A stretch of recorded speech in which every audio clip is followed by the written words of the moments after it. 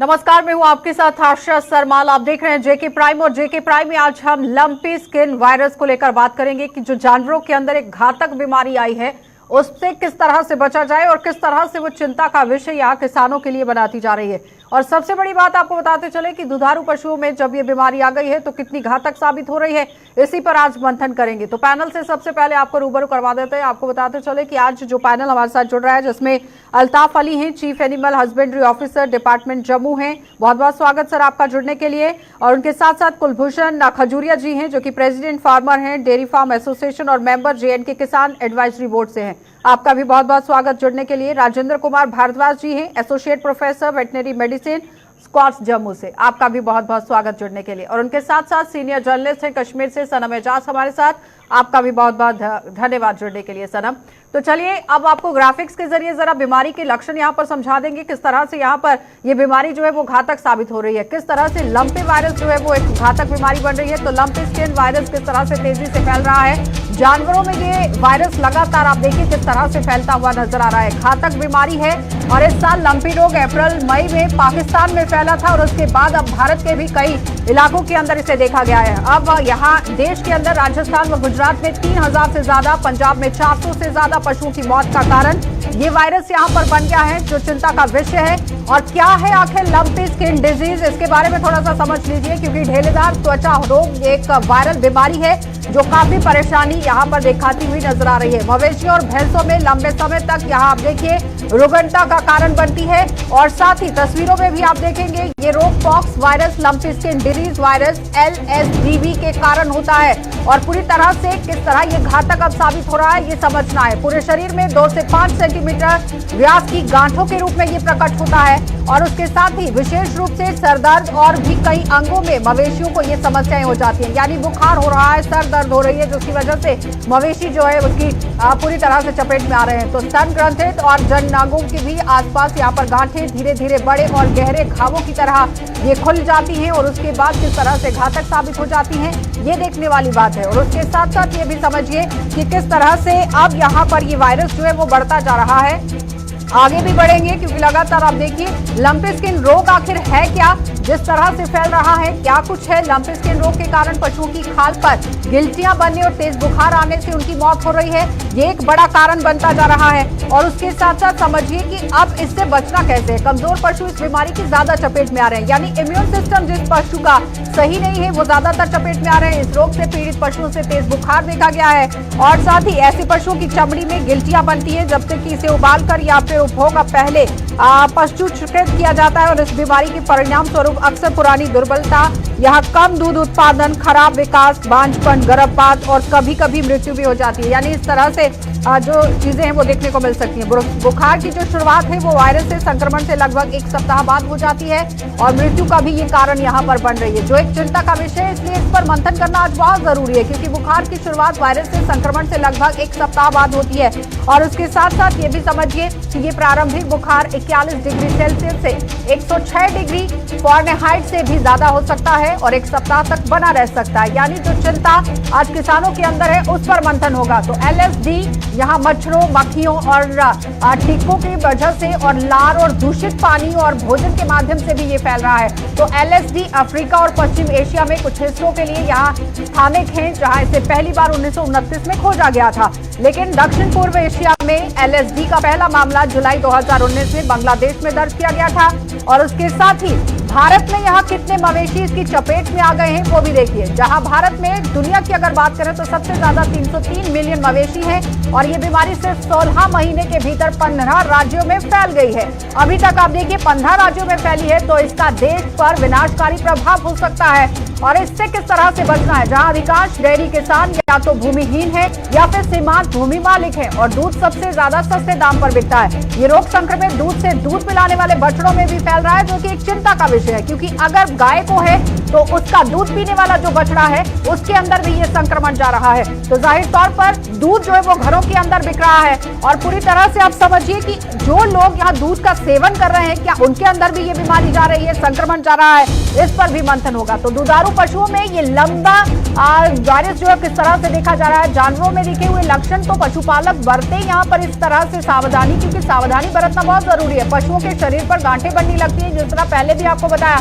जल्दी जल्दी से चला दीजिए क्योंकि पशुओं को तेज बुखार आ जाता है। ये पहले भी दर्शकों को हम बता चुके हैं, दोबारा से लाइनें जो हैं वो रिपीट हो रही हैं, लेकिन दूसरे वाले ग्राफिक्स चला दीजिए। जिस तरह से आप देखिए सैकड़ों पशुओं को ये बीमारी हो गई है, वायरस से मौत भी उनकी हो रही है और कई जिलों में कोरोना की तरह एक संक्रमक रोग जो है वो तेजी से फैल रहा है, जिस पर अब यहाँ मंथन तो होगा ही, लेकिन बचना कैसे। लंपी स्किन डिजीज जो है वो काफी घातक साबित हो रही है। अब जम्मू कश्मीर की बात कर लेते हैं कि बीमारी के मद्देनजर प्रशासन ने जम्मू कश्मीर में दूसरे राज्यों से लाने वाले जो पशु हैं 15 दिन के लिए रोक लगा दी है। आरएसपुरा, अरनिया, जोड़िया, अखनूर, कठुआ, सांबा जिले में कई बीमारी की चपेट में पशु जो है वो आ गए हैं और पंजाब के बाद अब जम्मू कश्मीर में सीमावर्ती इलाकों में लंपी वायरस की आहट सुनाई देने शुरू हो गई है और बीमारी के सैकड़ों संदिग्ध मामले यहाँ पर सामने आ चुके हैं, जिसमें अब बचना बहुत जरूरी है। और इसके मद्देनजर प्रशासन ने जम्मू कश्मीर में दूसरे राज्यों से यहाँ बाहर से जो पशु पहुंच रहे हैं उस पर रोक लगाई है। लेकिन सबसे बड़ा आंकड़ा देखिए किस तरह से सामने आया था। जिला जम्मू में ही 1500 संदिग्ध मामले सामने आ चुके हैं, 90 के करीब पशु यहाँ पर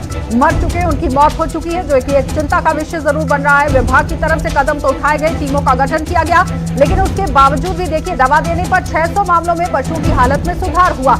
लेकिन अब किस तरह से यहाँ पर सुधार होगा ये देखने वाली बात, क्योंकि कठुआ में 18 मामले बताए जा रहे हैं, जो कि एक चिंता का विषय तो है ही। विभाग ने जम्मू जिले में 150 मामलों के सैंपल जालंधर के लिए भेज दिए हैं, लैब के लिए यहाँ पर भेजे गए।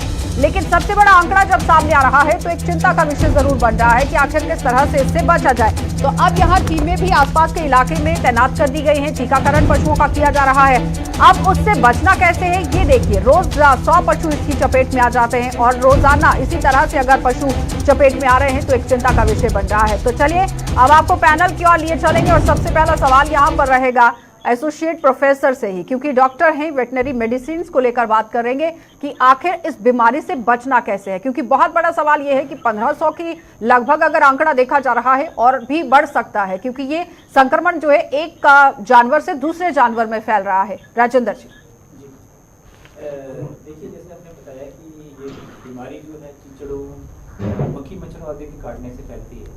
तो हमें क्या करना है कि जहाँ हमने पशु रखे हैं उस शेड में इन जो वेक्टर्स हैं जो ये बीमारी को फैलाते हैं उसको आपने कंट्रोल करना है।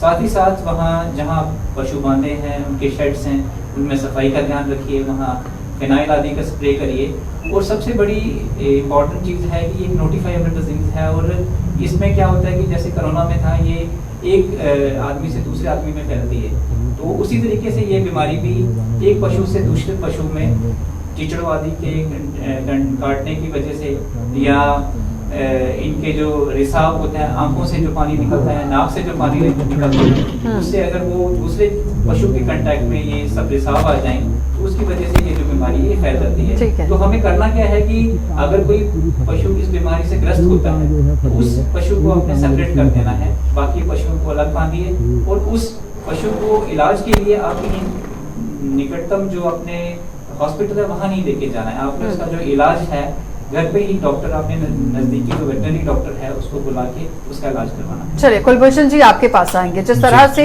राजेंद्र जी ने बताया है कि पशु को अलग कर देना है, सबसे पहले तो आपसे ये लक्षण जानना चाहेंगे, क्योंकि किसान हैं, घर के अंदर भी पशु होंगे और किसानों से भी मिलना जुलना रहता है। किस तरह से बीमारी फैल रही है, ग्राउंड पर क्या एक्चुअल सिचुएशन है?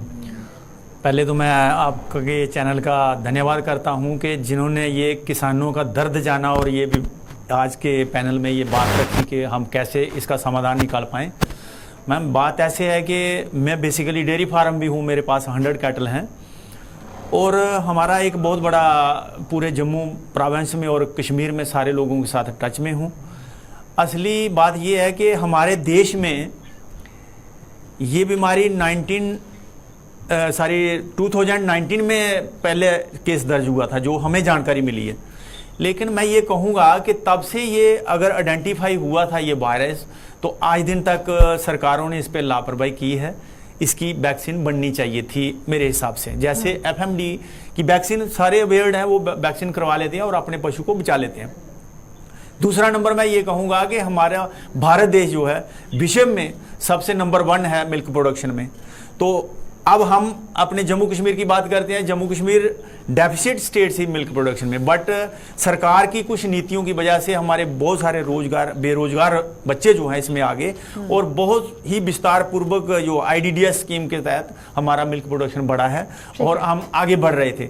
लेकिन ये जो बीमारी अनस्पॉट ये आ गई है हमारे यहाँ, आपने जो बताया सही आंकड़ा है, और एक दिन में कितनी फैलती है आगे ये इमेजिन नहीं किया जा सकता। अगर एक गांव में एक पशु को ये बीमारी लगती है, इतने इतने फोड़े हो जाते हैं, और पहले बुखार आता है, पशु खाना पीना बंद कर देता है, और दूध जो अगर 20 लीटर दे रहा है तो आस्ता आस्ता घटाते घटाते बिल्कुल भी जो ज़्यादा दिनों तक पशु बीमार रहता है वो बंद कर दे रहा है। ठीक है, तो मैं अल्ताफ अली जी आपके पास आएंगे।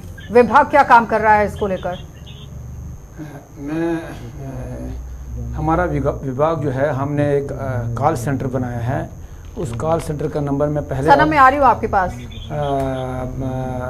उस कॉल सेंटर का मैं नंबर दे रहा हूँ 1800-180-7205। ये हमारा कॉल सेंटर है जहाँ से हमारे कॉलें आ जाती हैं। जो हमने जम्मू में एक अपना कंट्रोल सेंटर बनाया है, वहाँ पे आती है, और वहाँ से हम नंबर रिपीट कीजिए सर। 1800-180-7205। ये तो दर्शकों को ये बात सुनना बहुत जरूरी है। यहाँ पर रोक रही हूँ मैं आपको, क्योंकि एक नंबर आपकी तरफ से जारी किया गया है। जो चीफ यहाँ एनिमल हस्बेंड्री ऑफिसर बैठे हुए हैं अल्ताफ अली, वो कह रहे हैं कि 1800-180-7205 एक नंबर है जिसमें किसी को भी कोई परेशानी आती है, आप इस नंबर पर डायल कर सकते हैं और आपकी परेशानी जो है वो हल की जाएगी। किस तरह से लाभ होगा? ऐसा है कि ये जब वहाँ से कॉल सेंटर से हमारे कंट्रोल सेंटर पे आ जाता है, और हमने रैपिड रिस्पांस टीमें बनाई हैं। एक 34 रैपिड रिस्पांस हर ब्लॉक में, हर VS सेंटर पे हमारे रैपिड रिस्पांस टीमें हैं। वहाँ से ये कॉलें जाती हैं, जिस एरिया का होगा, जिस जुरिस्डिक्शन का होगा, वहाँ के VS को ये चली जाती है, और वहाँ से वो उसके घर में जहाँ भी एनिमल होगा वहाँ पहुँच के उसको ट्रीटमेंट दी जाती है। सनम, आपने तीनों को सुना। वेटनरी जो मेडिसिन के यहाँ पर प्रोफेसर बैठे हैं उन्होंने भी बताया किस तरह से बचना है। उसके बाद विभाग के जो नुमाइंदे हैं उन्होंने भी हेल्पलाइन नंबर बताया। लेकिन किसान नेता जो हमारे साथ बैठे हैं वो किस तरह से बता रहे थे, सवालिया निशान उन्होंने खड़ा कर दिया। लेकिन एक्चुअल सिचुएशन सनम अगर जम्मू की और कश्मीर की देखी जाए, इस वक्त ग्राउंड पर क्या कुछ है? देखिए आशा, जो डॉक्टर साहब हैं वो ट्रीटमेंट बताएंगे, विभाग के लोग अपने डिपार्टमेंट बताएंगे वो क्या काम कर रहे हैं। लेकिन एज ए जर्नलिस्ट हमारा काम ये है कि सरकार को जो करना था, अगर उसमें कहीं कमियां रह चुकी हैं तो हम उसको आइडेंटिफाई करें, हम सरकार को बताएं कि आपने ये करना था, आपने किया, इतना रहा है, और हम उन्हें बताएं कि और कि आपको ये करना है। तो मैं उसी चीज में एज ए जर्नलिस्ट मेरा वो कर्तव्य है, मैं उस चीज को सरकार की उन कमियों को दिखाऊं ताकि सरकार उन चीजों को ठीक कर सके। इस वक्त ये एक डिजास्टर फैल चुका है, देखिए इसमें ये बिल्कुल जिस तरह कोविड वायरस था और सरकारों को, हमारे लोगों को पता नहीं था, तो यहाँ पे कोविड कितना फैल गया, वही सिचुएशन हमारी ये। हाँ, अब ये कोविड वायरस जो है पहले इंसानों में था, अब ये पशु में कोविड वायरस है, और ये लगातार फैलता जा रहा है।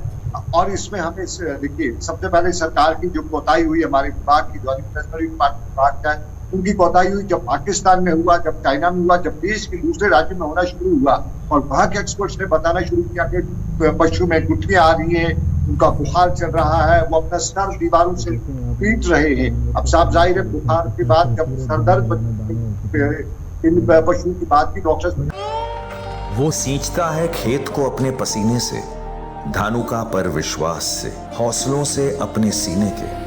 महज अन्नदाता कहने से काम नहीं बनता है। ऐ किसान, तुझे पूरे देश का प्रणाम तो बनता है।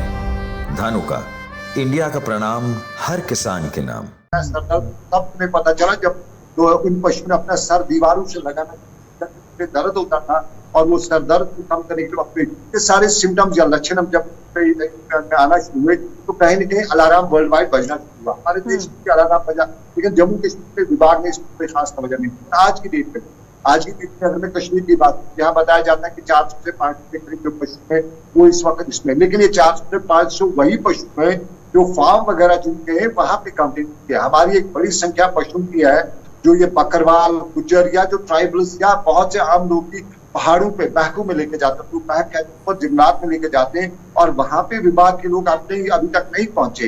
इन्हें वहां पहुंचना था। वहां की उनमें जो बकरवाल है, जो गुजरात तबके के लोग हैं, जो या दूसरे जो लोग जाते हैं इस पहाड़ों की तरफ अपने बड़े पशु लेके, वहां पे जाना था, बहकू में देखना था। खबरें पूरी अच्छी बात से भी नहीं आ रही है, कुपवारा से अच्छी खबरें नहीं आ रही है, बारामूला से, कश्मीर से अच्छी खबरें नहीं आ रही है, अनंतनाग से अच्छी खबरें नहीं आ रही है। यहाँ पे हाँ एक चीज है, डॉक्टर्स की टीमें रवाना कर दी गई है, ये विभाग बता रहा है, लेकिन डॉक्टर्स की टीमें भी ठीक उन्हीं जगहों पे जाती हैं जहां उनके पास वो लोकल डायरी फार्म, जहाँ पे सरकार का कंट्रीब्यूशन है, सरकार ने रूल अदा किया है, उन तक लोग पहुंचते हैं। जो बड़ी संख्या में कश्मीर अल्ताफ जी, इस पर जवाब दीजिए कि सरकारी भी टीमें वहीं पर पहुंच रही हैं जो अप्रोचेबल है, जो और दूर इलाके में लोग रह रहे हैं, उनको किस तरह से मदद देंगे आप लोग? देखिए, सरकार की टीमें जहां से भी उनको कहीं कालें आ जाती हैं, सरकार की जो वेटनरी असिस्टेंट सर्जन और हमारा जो फील्ड स्टाफ है वो वहाँ पहुँच जाता है जहाँ से भी कालें आ जाती हैं। क्योंकि अगर ये जो फैली है, हर जगह फैली है, जहाँ से भी हम काले आ जाते हैं, हम वहाँ पहुँच जाते हैं। अब दूर जगह पे वहाँ पे हुआ है या नहीं हुआ है, ये लोग अभी सुनिए, मैं लोग कुछ पैनिक में चले जाते हैं, उनको बुखार हो जाता है तो वो इस पैनिक में भी फ़ोन कर देते हैं। अब ये ऐसी बात है कि हर जगह, जैसे आप अभी इन्होंने बताया कि कहीं कश्मीर में कहीं दूर जगह से अगर वहाँ से कोई किसी ने फ़ोन किया है कहीं, तो मुझे नहीं लगता कि वहाँ से टीमें वहाँ चली जाएंगी। कुलभूषण जी, क्या फ़ोन कॉल अगर की जा रही है तो रिस्पांस आ रहा है? नहीं, रिस्पांस तो आता है कि फ़ोन कॉल इतने आते हैं कि ये पूरे सबको तो नहीं कवर कर पाते हैं मेरे हिसाब से, क्योंकि इतनी ज्यादा बीमारी फैल चुकी है कि एक जगह जाएंगे, कितनी टीम है, कितना स्टाफ है इनके पास, इतना ज्यादा स्टाफ तो नहीं है, बट जितना है मैं मानता हूं कि अब हमने एक प्रेस कॉन्फ्रेंस करी थी, आप ही के चैनल ने ये बताया था, उसी दिन इंपोर्ट करना इंडक्शन जो बंद हो गई थी, और उसके बाद इन्होंने टीमें गठित किया, हमने इनको अलार्म दिया था। लेकिन अभी भी मैं मानता हूं कि जितनी मेडिसिन प्राइवेट जो कंसर्न है वो यूज कर रहे हैं, वहां पे सरकार की तरफ से हेल्प होनी चाहिए कि सरकार जो फर्स्ट एड है वहां दे। जो भी टीमें जाती हैं, माना कि दवाई नहीं बनी है, लेकिन बुखार उनका कम करने के लिए या जो उनको ज्यादा तकलीफ पशु को हो रही है उसके लिए रिलीफ के लिए कुछ ना कुछ फर्स्ट एड जो है वो सरकार के माध्यम से राजेंद्र जी, जिस तरह से पशुओं को परेशानी हो रही है इस वक्त हमारे पास, यहाँ आप देखिए सरकार की तरफ से भी कहा गया है कि कोई भी वैक्सीनेशन नहीं बनाई गई है, लेकिन उस बीच में राहत के लिए क्या कुछ करना चाहिए? मैं यहाँ आपको बता दूं कि वैक्सीन इसके लिए बन चुकी है, जो कि अभी लेकिन राजेंद्र जी बताया ये जा रहा था कि अभी वैक्सीन को लेकर काम चल रहा है। नहीं, क्या आप लोगों के पास डोजेस पहुंच चुकी हैं? अगर अल्ताफ जी से बात की जाए तो आपके पास डोजेस पहुंच चुकी हैं? देखिए, हमने ऑर्डर ऑलरेडी कर दिया है, तकरीबन 10-12 हज़ार डोज का हमने ऑर्डर कर दिया। वी आर एक्सपेक्टिंग कि कल तक हो सकता है कि हमारे पास वो डोज आ जाए। लेकिन ऐसा है कि ये हर जगह फैली हुई है, तो जितना हमारे पास आ सकता है वो हम उसमें भी हमारा रिंग वैक्सीनेशन हो जाएगा, ज़्यादा इफेक्टेड एरिया में हो जाएगा। इफेक्टेड पशु को मैं सवाल कर सकता हूँ? जी, आप कुछ पूछना चाह रहे हैं? मैं पूछना चाह रहा हूँ, जब अफेक्टेड पशु हैं क्या उनको वैक्सीन करना होगी, वैक्सीन के नहीं होगी? वो जवाब राजेंद्र जी बेहतर दे सकते हैं। जी देखिए, जो पशु इस बीमारी से ग्रस्त हो गए हैं उनको हमें वैक्सीन नहीं करना है, क्योंकि वैक्सीन जो एक एंटीजन है जो कि बॉडी में एंटीबॉडीज बनाते हैं जो कि उससे बीमारी के अगेंस्ट उसको प्रोटेक्शन देते हैं। जब ऑलरेडी वो एनिमल इन्फेक्टेड है तो उसको एंटीजन देने की, वैक्सीन देने की जरूरत नहीं है। तो ऐसा है कि जो ग्रस्त पशु हैं उनको ये वैक्सीन नहीं करनी है। और जैसे वैक्सीन की बात की जा रही थी कि अभी जो लंपी डिजीज के लिए जो स्पेसिफिक वैक्सीन है वो एक हफ्ता पहले ही हमारे माननीय जो मिनिस्टर हैं तोमर जी हैं उन्होंने लॉन्च की है, और इसकी प्रोडक्शन जो है वो चल रही है। और इस बीमारी को बचाव के लिए दूसरी वैक्सीन भी यूज़ की जाती हैं, जैसे गोट पॉक्स वैक्सीन है। तो जब हमें यूनिवर्सिटी को ये पता लगा कि ये बीमारी यहाँ फैली है तो ये वैक्सीन जो थी ये इंडियन इम्यूनोलॉजिकल कंपनी की जो है वो मंगवा ली गई, और उसके बाद इसकी डोजेज जो जितने भी अफेक्टेड एरियाज थे जहाँ भी एनिमल्स को सेग्रीगेट करके जो हेल्दी एनिमल्स थे उनकी वैक्सीनेशन गोट पॉक्स वैक्सीन से करवा दी गई। तो वैक्सीन सनम, जिस तरह से ये वैक्सीन की भी बात सामने आ रही है, घातक बीमारी भी सामने आ रही है, कहीं ऐसा तो नहीं है कि जिस तरह से चाइना से कोरोना का वायरस आ गया था उसी तरह से पाकिस्तान से वायरस इंडिया पहुंच गया है? देखिए ये इसका ओरिजिन जो है वो कहीं ना कहीं चाइना से ही मिलता है। ये ओरिजिन इसका चाइना से ही है। चाइना से पाकिस्तान आया, पाकिस्तान से इंडिया आ चुका है और अब यूरोपियन या अफ्रीकन कंट्रीज में भी इस वायरस के जो लक्षण है वो भी वहां पे एनिमल्स में देखे गए। लेकिन हम अगर जम्मू कश्मीर की बात करें, जम्मू कश्मीर में देखिए एक चीज हमें, एक तो सरकार के जो डायरी फार्म है या लोगों ने अपने डायरी फार्म खोल रखे हैं उसमें सरकार का कंट्रीब्यूशन है। दूसरा जो भी अर्बन एरियाज हैं, जो पहाड़ी इलाके हैं, क्योंकि जम्मू कश्मीर का ज्यादा इलाका जो पहाड़ी है, तो रूरल एरिया अर्बन एरियाज में जो है वहां पे लोग ये नहीं पाल रखे हैं, उनके पास मवेशी नहीं है। लेकिन जो रूरल एरिया है, गांव देहात है, वहां पे हर दूसरे परिवार के पास एक गाय है, 2 गाय पाल रखी है। और खासतौर पे इसमें महिलाओं का योगदान है। महिलाएं ज्यादातर गाय वगैरह पालती है। भैंस कश्मीर में नहीं होती है, ज्यादा गाय होती है। और फिर कश्मीर में एक तरीका ये भी है कि जो गाय दूध देती है उसको घर में रख लेते हैं, जो दूध नहीं देती है उसको पहाड़ों पे भेज देते हैं, पैक में भेज देते हैं। वो लोग जो मवेशियों के रेवड़ पहाड़ों पे ले जाते हैं, वो यहाँ पे कंसर्न इस वक्त किया है। हालत ठीक है, सरकार अपने आंकड़े बता रही है, इस वक्त हमारे एनिमल हस्बेंड्री डिपार्टमेंट आंकड़े बता रहे हैं। लेकिन वो आंकड़े एक तो बता रहे हैं कि वो अर्बन एरियाज में जिन जिन लोगों ने घरों में डायरी फार्म खोल रखे हैं, 10 गाय 5 गाय 8 गाय उनकी है। लेकिन जितनी गाय ऊपर रेवड़ बंद किया गई है वो नवंबर 10 अब सनम यहाँ पर सवाल ये है कि जिन लोगों ने गाय पाली है और ज्यादातर डेयरी फार्म के अंदर गाय है, वहां से दूध जो निकल रहा है वो लोगों के घरों में सप्लाई हो रहा है। राजेंद्र जी इस पर जवाब दीजिए कि जो दूध आ रहा है, अब कोई तो सामने से बताने नहीं वाला कि उसकी गाय बीमार है और दूध जो है उसे बेचना भी है, लेकिन इस सूरत में किस तरह से बचा जाए? जी दूध जो है ये इसमें वायरस आता है। क्या ऐसे इफेक्टेड जो एनिमल का दूध है वो पीना चाहिए, नहीं पीना चाहिए, किस तरह से उससे बचना है, सेवन कैसे करें? जी इसका दूध जो है वो पिया जा सकता है, इसमें कोई घबराने वाली बात नहीं है, क्योंकि ये वायरस अगर दूध में आता भी है और हम दूध जो है मोस्टली बॉईल करके पीते हैं, तो अगर आप उस दूध को बॉईल करके कंज्यूम करते हैं तो उसमें कोई हार्म नहीं है। इससे कोई ऐसा नहीं है जैसे कुछ हम व्हाट्सएप पे भी कुछ मैसेजेस देख रहे हैं, कुछ वीडियोस देख रहे हैं जिसमें कि लोग रूमर्स फैला रहे हैं कि दूध पीने से इंसानों में भी बीमारी होगी। ऐसा कुछ नहीं है। ये बीमारी जो है ये इंसानों को, ये ज़ूनोटिक नहीं है, ये पशुओं से इंसानों में नहीं फैलती है। इसलिए अगर आप इस एफेक्टेड एनिमल्स का दूध भी अगर आ जाए, उसको अगर आप बॉयल करके प्रॉपरली उसको पिए तो कोई उसमें हार्म नहीं है। अल्ताफ जी, जिस तरह से बताया गया कि यहाँ पर गोटपॉक्स जो एंटीवायरस के लिए भी काम करने के लिए यहाँ जो डोजेस बनाई गई थी वो पहुंचने वाली है, जिस पर बार बार ये पढ़ा भी गया डिटेल में और बताया भी गया कि काम चल रहा है, लेकिन अभी तक डोजेस पहुंची नहीं है। और कितनी जल्दी उस पर डिपार्टमेंट काम कर रहा है? डिपार्टमेंट इन टच विद जहाँ से ये सप्लाई आ रही है, रोज़ टच में है एंड दे आर एक्सपेक्टिंग कि कल या आज शाम तक हमारे कल शाम तक हमारे ये डोजेज मत आ जाएंगे। Because we are always in touch with them सुबह से शाम तक, क्योंकि इसलिए ऑलरेडी वहाँ पे ऑलरेडी रश पड़ा हुआ है, क्योंकि पहले ही हम स्टेट में, हमारी स्टेट में बाद में आ गया और दूसरी स्टेट में पहले आ गया, तो उन्होंने वहाँ पे जो सप्लाई ऑर्डर गए हैं तो वो एज पर डेट्स के हिसाब से जिन्होंने कब, तो बाकी स्टेटों से पहले गए ऑर्डर, तो सप्लाई बन रही है। वो इस बीमारी को लेकर क्या लगता है कि किसानों को जागरूक करने की जरूरत है, या फिर किसानों को इस बीमारी के बारे में कुछ समझ आ चुका है, पता चल चुका है कि किस तरह से राहत जो है वो हो सकती है? क्या लगता है? नहीं, जागरूक सारे किसान हो चुके हैं आजकल, क्योंकि सोशल मीडिया का जमाना है। दूसरे मीडिया में भी जैसे आज आपका प्रोग्राम चल रहा है, ये सारे लोग देखते हैं, तो मुझे लगता है अवेयर तो हो चुके हैं। लेकिन कैसे समाधान किया जाए मैं ये कहूँगा, और सरकार किस मोड पे आके हेल्प करे। एक तो मैं ये कहूँगा कि जिसका जानवर मर जाता है तो उसके लिए कोई पॉलिसी बने, क्या कोई मुआवजे को लेकर रणनीति बनाई जा रही है? बिल्कुल। और जिसका ये मिल्क प्रोडक्शन जब सारी खत्म हो रही है तो नुकसान की भरपाई कैसे हो। जैसे कोविड के समय कुछ ऐसा हुआ था इंसानों के लिए, कुछ ना कुछ जो कैजुअलिटी हुई थी उनके लिए, मैं यही कहूँगा कि किसानों को अगर बचाना है तो इंश्योरेंस का पार्ट, जैसे इनको पता है कि 5 कैटल करते हैं इंश्योरेंस, वो भी कहीं होते हैं कहीं नहीं होते, कई लोग नहीं भी करवाते हैं। लेकिन ये ऐसी बीमारी तो नहीं है जो पहले आई थी तो लोगों ने मतलब उसमें किया है कि वैक्सीनेशन नहीं करवाई थी। ये पहली बार आई है बीमारी, और लोग पैनिक कहते हैं साहब, जैसे हमारे लोग कह रहे हैं पैनिक नहीं होंगे। जिनका बिजनेस, जिनका धंधा, जिनका 2 गाय है, जिनके जैसे हमारे जर्नलिस्ट साहब बोल रहे हैं जिनकी 2 गाय है, 20-30 किलो दूध देती हैं, उनका सारा कारोबार बंद हो गया, तो पैनिक तो नेचुरली होगा उनका। हमारा और उस बेस पे अल्ताफ जी किस तरह से रास्ता निकाला है आपकी तरफ से? क्या मुआवजे को लेकर कोई बात है, या फिर जिस तरह से शीप हस्बेंड्री भी एक 5 यूनिट का यहाँ पर काम करती है और एम्प्लॉयमेंट जनरेट करने के लिए भी काम करवाती है, क्या एनिमल हस्बेंड्री की तरफ तरफ से भी इस बीच में कुछ कहा गया? देखिए, ये गवर्नमेंट पॉलिसी है, ये हायर अथॉरिटीज़ ने इसके बारे में अपना डिसीजन लेना है।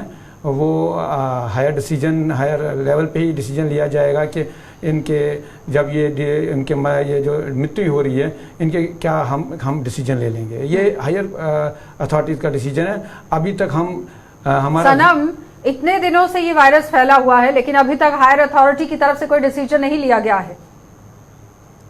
देखिए, बिल्कुल, मैं जैसे पहले बताया कि जहां जहां सरकार कमियां हुई उसको हमें उजागर करना, हमें बताना है। सरकार को आपने ये करना था। ये इतना समय हो गया इस वायरस का आए हुए, इस वायरस से बड़ा तूफान मचा हुआ है, और अगर इंसान इस तरह इसकी चपेट में आ गए तो वो WHO भी इसके सामने आ गया होता। लेकिन ये जानवर है, उनकी जुबान नहीं है, बेजुबान है, तो इसलिए इतना ज्यादा हुआ नहीं मचा। लेकिन एक चीज है, उन किसानों का क्या है जिनके पशु मर रहे हैं, उनका जो उन महिलाओं का क्या, जिन्होंने अपने जेवर बेच के गाय खरीदी और उसके बाद आज वो मर गई है। ये सब चीजें जो है, ये बड़ा संकट है इस वक्त। हमारा देश इस वक्त एक जम्मू कश्मीर खास तौर पे एक बड़े संकट से गुजर रहा है। और फिर सरकार की एक जिम्मेदारी थी, हमारी जो अधिकारी है उनकी एक जिम्मेदारी थी कि वो इसके लिए वायरस का ये भी फिलहाल ट्रीटमेंट वगैरह वो लेबोरेटरी में टेस्टिंग हो रही है, लेकिन उससे पहले जो उसके सिम्टम्स हैं, सिम्टम्स के इलाज के लिए दवाई लानी थी, दवाई पहुंचानी थी, जागरूक करना था। आइसोलेशन की बात है, इसमें सबसे पहले डॉक्टर बता रहे हैं कि जो भी पशु इस तरह से उसको आइसोलेशन में रखना है। वो आइसोलेशन के हवाले से उस किसान को, उस जिसके पशु पाल रखे हैं, उसको बताना था, उसको जागरूक करना है कि जो गाय आपकी बीमार होगी उसको साइड कर दीजिएगा। और फिर बहुत से किसानों के पास जगह नहीं है, अगर उसके पास 2 गाय है तो उसके पास बटन नहीं है कि वो गाय को कहाँ पे साइड में करेगा।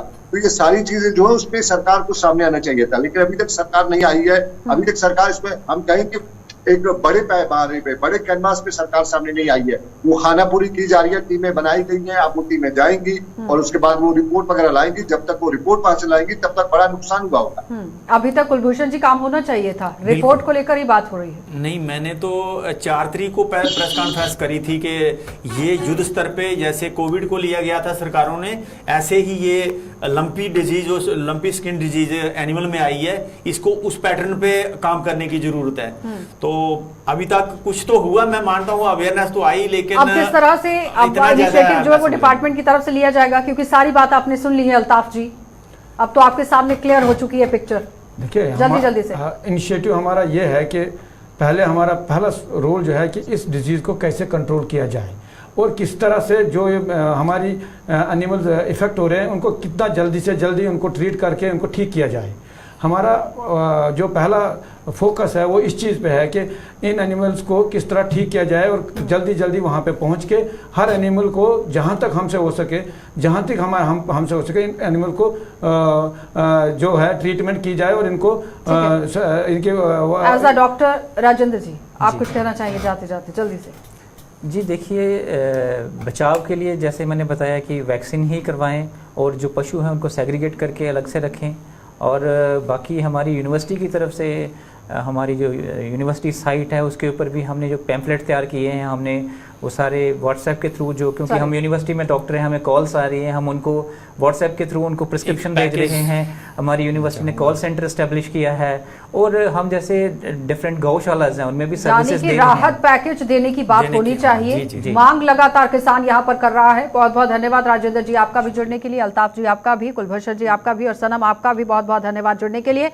लेकिन फिलहाल आप ये समझिए कि ये बीमारी जो पशुओं में आई है ये बिल्कुल कोरोना की तरह है, डॉक्टर्स ये दावा कर रहे हैं। और इस पर आप देखिए मंथन करने की जरूरत इसलिए क्योंकि बेजुबान जानवर हैं, वो बोल नहीं सकते हैं, अपनी पीड़ा आपके सामने रख नहीं सकते हैं। दूसरी बात, जो किसान जिसका काम, जिसका पूरा घर परिवार इन जानवरों पर टिका हुआ है, वो अब किन हालातों में है, इस पर गौर फरमाने की जरूरत है। तो एलजी प्रशासन को गौर करने की जरूरत है कि जो बीमारी जम्मू कश्मीर के अंदर ही नहीं पूरे देश के अंदर फैली हुई है, इससे किस तरह से बचा जाए, सावधानियां किस तरह से बरती जाएं और कितनी जल्दी वैक्सीन इन लोगों तक पहुंचाई जाए, इस पर काम करने की जरूरत है। आप देखते रहिए कार्यक्रम।